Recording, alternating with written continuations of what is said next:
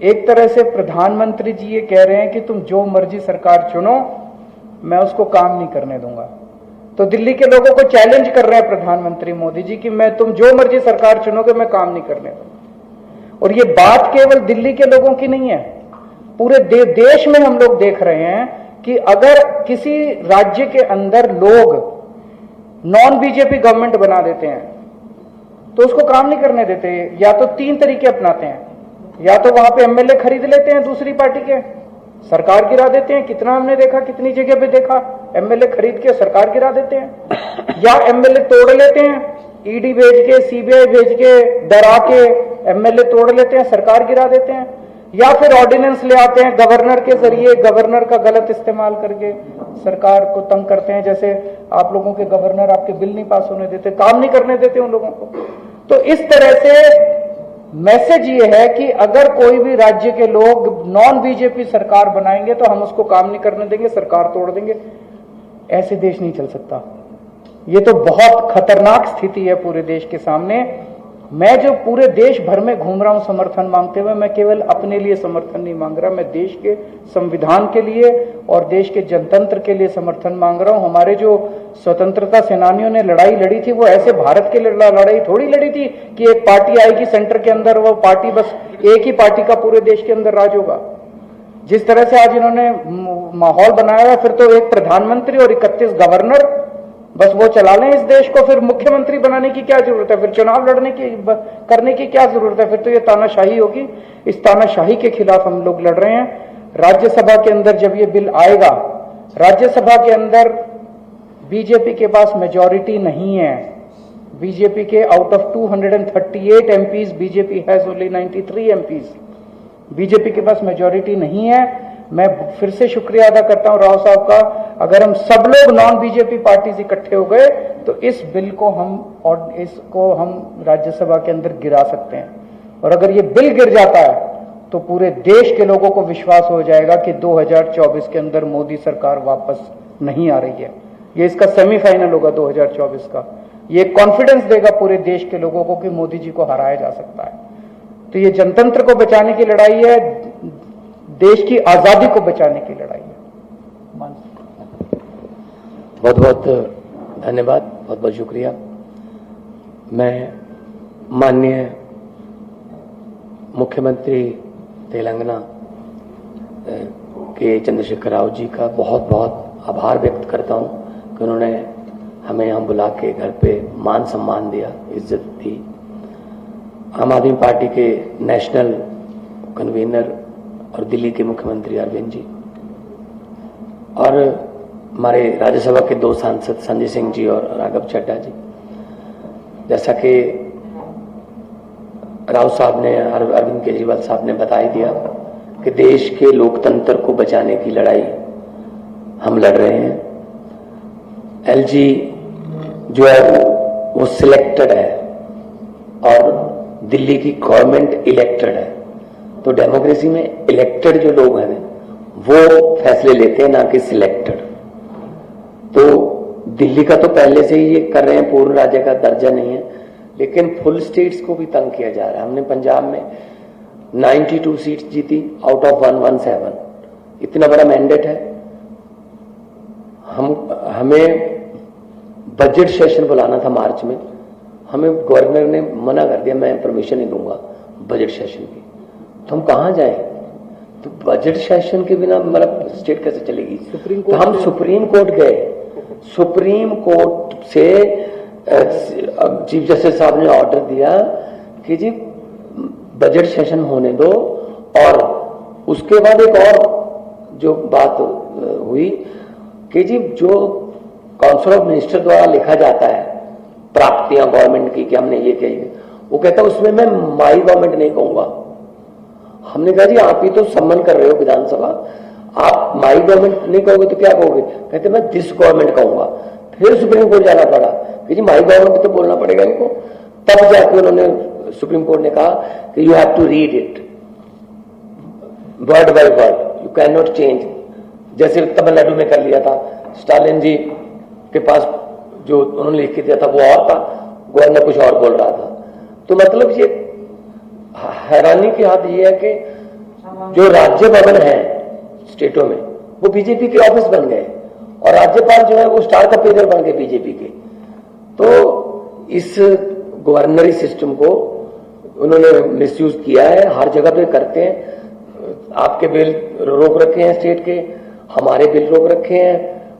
वहां पे स्टालिन साहब का चिट्ठी आई थी हमें कि हमें सपोर्ट करो, हमारे बिल रोक रखे हैं।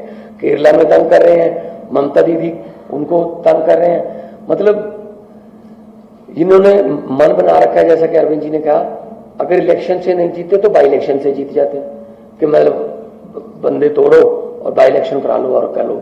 तो ये बहुत फेडरल स्ट्रक्चर के लिए बहुत घातक है और देश बचाने की लड़ाई लड़ रहे हैं। हमारे हजारों जो स्वतंत्रता सेनानी थे उन्होंने अपना खून दिया, खून का कतरा कतरा देके हमें देश दिया, हमें आजादी लेके दी। लेकिन ऐसी आजादी के लिए आज उनकी आत्मा तड़पती होगी कि ऐसी आजादी के लिए तो नहीं हमने कुर्बानी दी थी जो जिस तरीके से देश को चला रहे हैं। तो हम यहाँ पे आए हैं और राज्यसभा में, और जब से शक्तियां छीनी हैं लोगों ने 2020 में फिर चुन लिया आम आदमी पार्टी को। तो मतलब लोग लाइन में खड़े होकर वोट डालते हैं, डेमोक्रेसी है। तो उसके बाद सुप्रीम कोर्ट के फैसले को नहीं मान रहे, तो ये बहुत ही गलत मैसेज है जो है।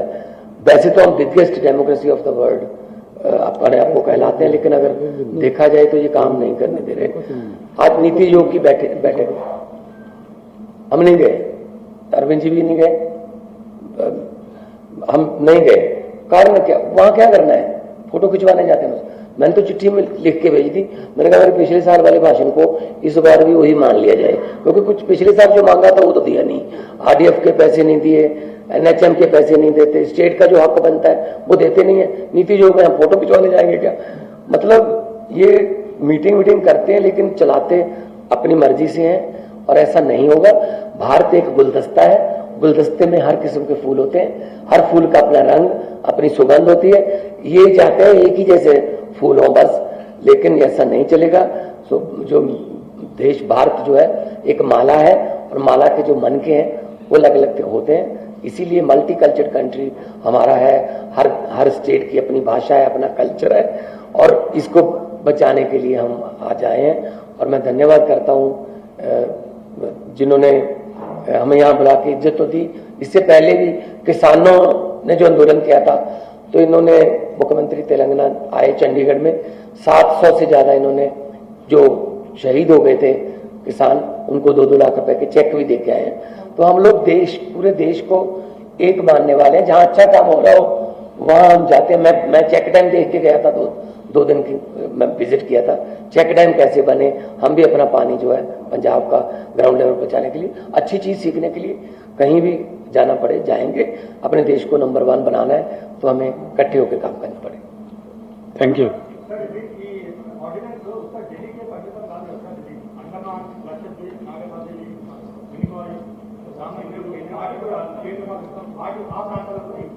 ఇది కాదు అట్లా కాదు కదా, ఢిల్లీలో ఎలక్టెడ్ గవర్నమెంట్ ఉంది, అండమాన్కు ఢిల్లీకి చాలా డిఫరెన్స్ ఉంది.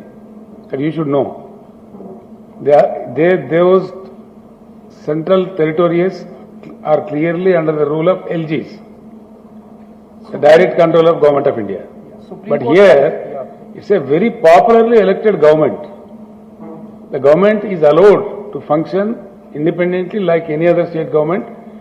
That's the order of the Supreme Court, abundantly clear, abundantly. The question here is, if the Government of India doesn't honor the Supreme Court, then what will be the fate of the country? Yes. You don't do it yourself, you don't oblige democracy. Even at the instance, at the judgment of Supreme Court, if you don't react, don't act accordingly, then what is the fun? ఎక్కడ తీసుకుపోతారండి దేశాన్ని? ఏం చేయదలుచుకున్నారు? ఈ గవర్నర్లు ఏంది, ఇదంతా ఏం జరుగుతుంది దేశంలో? గవర్నర్ పిలవడం గవర్నర్ బాధ్యత, ఏది బడ్జెట్ చేసి పిలవడం స్టాట్యూటరీ ఆబ్లిగేషన్. 31 మార్చి లోపల ఒకవేళ లేని పరిస్థితి ఉంటే, పాస్ అయ్యే పరిస్థితి లేకపోతే 1 లైన్ చెప్పి, రిసీజరీ పవర్ స్పీకర్ గారు ఉంటాయి, 1 లైన్ చెప్పి దాన్ని పాస్ చేయకపోతే స్తంభించిపోతుంది వ్యవస్థ. అట్లాంటి వాడి కోసం పెట్టినటువంటి ఒక అలంకారప్రాయమైన గవర్నర్ పోస్టులను నేను బడ్జెట్ నేను పెట్టనియా, బడ్జెట్ పాస్ కానియా అని ఒక పంజాబ్ గవర్నమెంట్ ముఖ్యమంత్రి గారు మీ ముందే చెప్పారు కదా. సుప్రీంకోర్టు పోయి బడ్జెట్ ప్రవేశపెట్టి ఆర్డర్లు ఇచ్చే దిక్కుమాలిన గవర్నమెంట్ ఎప్పుడైనా చూసినామండి ఇండియాలో? ఇంత దౌర్భాగ్య పరిస్థితి ఉంటుందా? ఇంత సెన్స్లెస్ ఎప్పుడైనా చూసినామా? ఇక్కడ దురదృష్టం ఏంటంటే ప్రజాస్వామ్యం పరిణతి చెందుతున్న కొద్దికి మెచ్యూరిటీ లెవెల్స్ పెరగాలి. Democratic maturity levels shall grow. అట్లాంటిది ఉల్టా రివర్స్ అయిపోయి ఆటవిక రాజ్యంలాగా పాశవిక రాజ్యంలాగా. तो केंद्र के ऑर्ਡੀਨੈਂਸ के खिलाफ आम आदमी पार्टी के वालों तेलंगाना के सीएम केसीआर का समर्थन मंगया गया है। तेलंगाना के सीएम केसीआर के वालों अरविंद केजरीवाल आम आदमी पार्टी को समर्थन किया गया है। उन्होंने भी केंद्र को निशाने ते लिया। केसीआर ने कहा कि तुम एमरजेंसी वाले राह पर चल रहे हो। केंद्र से वड्डा हमला बोलिया गया। उन्होंने कहा कि ऑर्ਡੀਨੈਂਸ को वापस लवे केंद्र सरकार, तो ऑर्ਡੀਨੈਂਸ वापस लेने की मंग की है। उत्थे अरविंद केजरीवाल ने कहा कि दिल्ली का नहीं पूरे देश का मुद्दा है। देश का प्रधानमंत्री सुप्रीम कोर्ट के हुक्मां नूं नहीं मानते। देश के प्रधानमंत्री सुप्रीम कोर्ट के हुक्मां नूं नहीं मानते। अरविंद केजरीवाल के वालों केंद्र को निशाने ते लिया गया। उन्होंने कहा कि मैं अपने लिए नहीं देश के संविधान के लिए समर्थन मंग रहा। उत्थे मुख्यमंत्री भगवंत मान ने भी केंद्र सरकार को निशाने ते लिया। सीधे तौर पर इस ऑर्ਡੀਨੈਂਸ का विरोध किया जा रहा आम आदमी पार्टी वालों।